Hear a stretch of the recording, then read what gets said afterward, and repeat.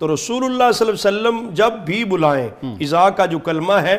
اذا دعاکم، جب بھی تمہیں بلائیں حاضر ہو جاؤ۔ اس میں اہل علم نے لکھا، مفسرین کرام نے لکھا، اگر کوئی دوران نماز بھی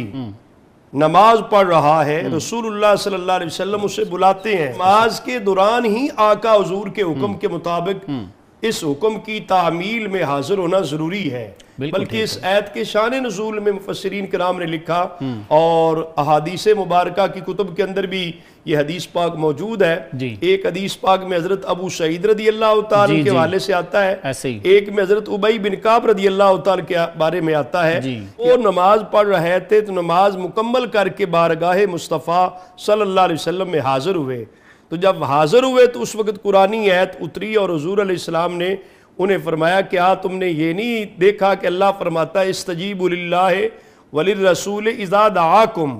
کہ جب تمہیں بلائیں اللہ اور اللہ کے رسول تو حاضر ہو جاؤ۔ اس پر یہ ہے کہ حضرت ابی بن کعب رضی اللہ تعالیٰ عرض کی، آقا حضور آئندہ ایسے نہیں ہوگا، آپ بلائیں گے تو حاضر ہو جائیں گے۔ تو اہل علم نے لکھا ہے کہ کوئی آدمی اگر حالت نماز میں ہے، اس سے ادب رسول صلی اللہ علیہ وسلم بھی سمجھ آتا ہے کہ نماز کی حالت میں بھی حضور کا ادب اور احترام کس قدر لازم اور ضروری ہے، کہ ایک لمحہ کے لیے تاخیر نہیں ہے۔ اگرچہ جو بندہ کام کر رہا ہے، بہت بڑی عبادت اور بندگی ہے نماز پڑھنا،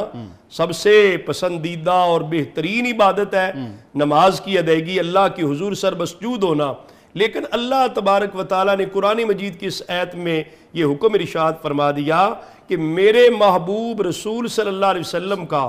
ادب اور احترام کرنا اس قدر لازم اور ضروری ہے کہ اگر دوران نماز بھی وہ بلائیں تو حاضر ہو جائیں۔